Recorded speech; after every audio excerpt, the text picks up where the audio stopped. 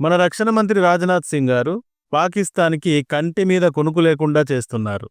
मेरे बहनों भाइयों, यह भारत का हिस्सा भले ही न हो, लेकिन सभ्यतागत रूप से सिंध हमेशा भारत का हिस्सा रहेगा। और जहां तक जमीन की बात है तो बॉर्डर्स तो बदल सकते हैं, क्या पता कल को सिंध भारत में फिर से वापस आ जाए।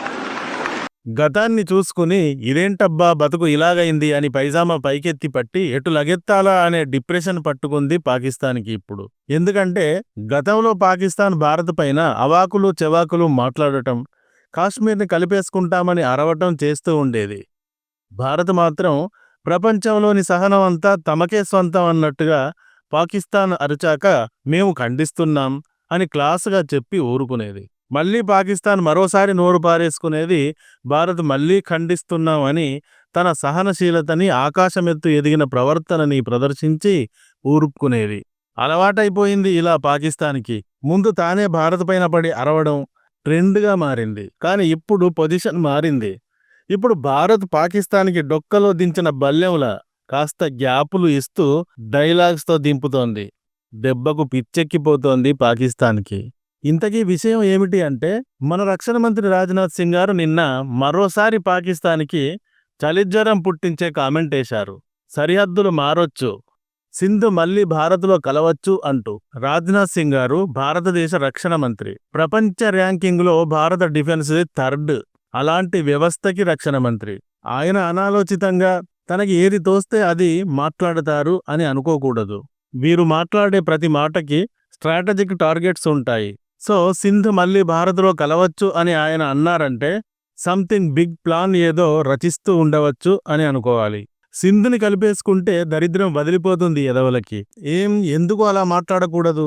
పదే పదే పాకిస్తాన్ 1947లో స్వతంత్రం వచ్చిన దగ్గర నుండి కాశ్మీర్ను గురించి ఈ విధంగా మాట్లాడుతూనే ఉంది కదా. కాశ్మీర్ ఏదో పాకిస్తాన్ సొత్తైనట్టు దానిని భారత్ లాక్కున్నట్టుగా మాట్లాడుతూ ఉంటుంది కదా. కానీ రాజా హరిసింగ్ రాజ్యం అది. దానిని విస్పష్టంగా భారత్లో విలీనం చేశాడతడు. అలాంటి దాని గురించి కాశ్మీర్ మాదే, కాశ్మీర్ని కలిపేసుకుంటాం అని నోటికి వచ్చినట్టుగా బార్కడం లేదా పాక్డాగ్స్. అసలైతే మొత్తం పాకిస్తాన్ భారత్లోని ఒక ముక్క 1947కి ముందు. అందుకే చూడండి, పాకిస్తాన్ భారత్లో 5వ వంతు దేశమే గాని ఆ దేశం 4-5 ముక్కలై వేరైపోతామని ఎవరికి వారు పోరాటాలు చేస్తున్నారక్కడ. బెలూచిస్తాన్లో బెలూచులు, ఖైబర్ పఖ్తూన్ఖ్వాలో టీటీపీలు, సింధులో సింధీలు ప్రత్యేక దేశం కావాలని రక్తపాత ఉద్యమాలతో విరుచుకుపడుతున్నారు. న్యూఢిల్లీలో జరిగిన సింధ్ సమాజ్ సమ్మేళన్ అను కార్యక్రమంలో రాజ్నాథ్ సింగ్ గారు ప్రసంగించారు. ఆయన ప్రసంగించినప్పుడు, నేడు సింధ్ భూమి భారతదేశంలో భాగం కాకపోవచ్చు, కానీ నాగరికత ప్రకారం సింధ్ ఎల్లప్పుడూ భారత్లో భాగంగానే ఉంటుంది. మరియు భూమి విషయానికి వస్తే సరిహద్దులు మారవచ్చు. ఎవరికి తెలుసు, రేపు సింధ్ మళ్ళీ భారతదేశంలో తిరిగి కలవచ్చు కదా అన్నారు.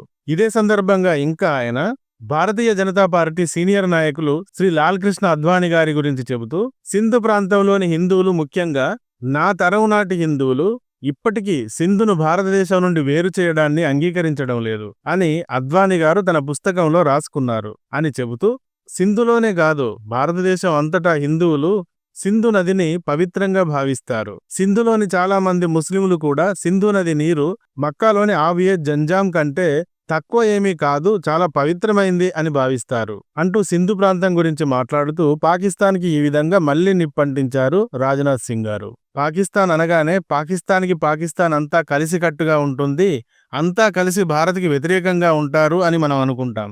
కానీ పాకిస్తాన్ ఒక్కటిగా అన్ని ప్రాంతాలు కలిసి లేవు.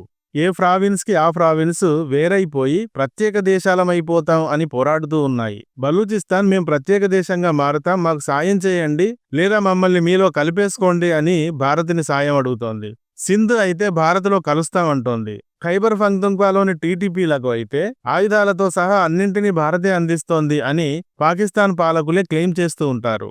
సో పాకిస్తాన్ అంతా ఒక్కటిగా ఉంది, అక్కడి ప్రతి వ్యక్తి భారత్కు నెగిటివ్గా ఉంటాడు అనేది కరెక్ట్ కాదు. ఇందుకే రాజ్నాథ్ సింగ్ గారు అంత క్లారిటీగా చెప్పారు, సరిహద్దులు మారవచ్చు, సింధు మళ్లీ భారత్లో కలవచ్చు అని. సింధు ప్రాంతంలో వేర్పాటువాద ఉద్యమం ఈ రోజు పుట్టుకు వచ్చిందేమీ కాదు. 1947లో స్వతంత్రం వచ్చిన నాటి నుండి మొదలైందే. వీరి వేర్పాటు ఆలోచన ఎక్కడ ఎలా మొదలైంది అంటే 1955-1970ల మధ్య పాకిస్తాన్ ప్రభుత్వం సింధు, పంజాబ్, బలూచిస్తాన్, ఎన్‌డబ్ల్యూఎఫ్‌లను కలిపి ఒకే వెస్ట్ పాకిస్తాన్ యూనిట్‌గా చేసింది. దీంతో సింధీలు తమ భాష, సంస్కృతి, గుర్తింపు అణచివేయబడ్డాయి అని ఫీల్ అయ్యారు. సింధీ జాతీయవాదం ఇక్కడి నుండి పుట్టింది. 1970లో మహజిర్లకు, సింధీలకు మధ్య ఘర్షణ జరిగింది. ముహజిర్లు భారత్ నుండి వలస వచ్చి పాకిస్తాన్లో స్థిరపడిన ముస్లింలు. వీరి వల్ల సింధీలు తమ ఉద్యోగాలు, సంస్కృతి, అవకాశాలు దెబ్బతిన్నాయి అని భావించి ముహాజిర్లతో ఘర్షణ పడ్డారు. ఒకరిపైన ఒకరు హింసాత్మకంగా దాడులు చేసుకున్నారు. తర్వాత పాకిస్తాన్లోని పంజాబ్ ప్రావిన్స్. ఈ పంజాబ్లో అత్యధిక జనాభా ఉంటుంది. పాకిస్తాన్ పాపులేషన్లో అత్యధికం ఇక్కడే ఉంటారు. నెంబర్ 1 పాపులేషన్ ఉన్న ప్రావిన్స్ ఇది. ఇంతేకాదు పాకిస్తాన్ ఆర్మీకి చెందిన అధికారులు, సైన్యము, బ్యూరోక్రసీ, రాజకీయ నాయకుల సంఖ్య అన్నింటిలోనూ పంజాబ్దే నెంబర్ 1. పాకిస్తాన్ మిలిటరీలోనూ అండ్ ISIలోనూ 70 నుండి 80% పంజాబీలే ఉంటారు. సో వీరు మొత్తం అన్ని ప్రాంతాలపైన సుపీరియారిటీని చూపిస్తూ ఉంటారు.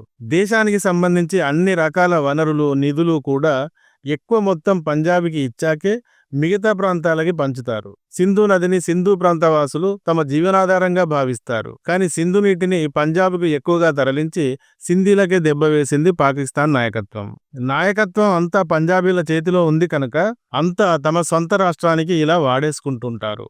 దీనిని సింధీలు పంజాబ్ హిజం అని అంటారు. అంటే దేశం మొత్తాన్ని పంజాబ్ కంట్రోల్ చేస్తోంది అని అర్థం. సో మమ్మల్ని పంజాబీలు పాలిస్తున్నారు, మా హక్కులు, మా వనరులు, మా సంస్కృతిని అన్నింటినీ తొక్కేస్తున్నారు అని పంజాబీల పైన సింధీలు ఆరోపణలు చేస్తూ ఉంటారు. పోతే సింధు ప్రాంతం చారిత్రకంగా పురాతనమైన నాగరికత గల ప్రాంతం. హరప్పా, మొహెంజదారో కాలానికి చెందిన ప్రాచీన చరిత్ర గల ప్రాంతం. ఇంత పురాతన చరిత్ర గలవారం ఒకవైపు ఉండగా ఈ పంజాబీలేమిటి మా పైన అధికారం కొనసాగించడానికి అనే కసితో సింధీలు వేర్పాటువాద ఉద్యమం ప్రారంభించి కొనసాగిస్తూ ఉన్నారు. ఇక్కడ Sindh Muttahida Mahaz, Sindhu Desh revolutionary army, GM Syed school of thought అనే గ్రూపులు ప్రత్యేక సింధు దేశం కోసం ఉద్యమం చేస్తూ ఉంటాయి. భారత్తో తమకు చారిత్రక సంబంధాలు ఉన్నాయని, సింధు నాగరికత భారతీయ నాగరికతలో భాగమని, పంజాబ్ ఆధిపత్యం నుండి బయటపడాలంటే భారత్తో సాన్నిహిత్యం అవసరం అని ఈ గ్రూపులు తరచూ ప్రకటిస్తూ ఉంటాయి. మరికొన్ని సింధు నేషనలిస్టు గ్రూపులైతే భారత్లో భాగం కావాలి అన్న ఆసక్తిని కనబరుస్తూ ఉంటాయి. పాకిస్తాన్ మొత్తం మీద హిందువుల పాపులేషన్ ఎక్కువ ఉన్న ప్రాంతం కూడా సింధు ప్రావిన్స్లోనే.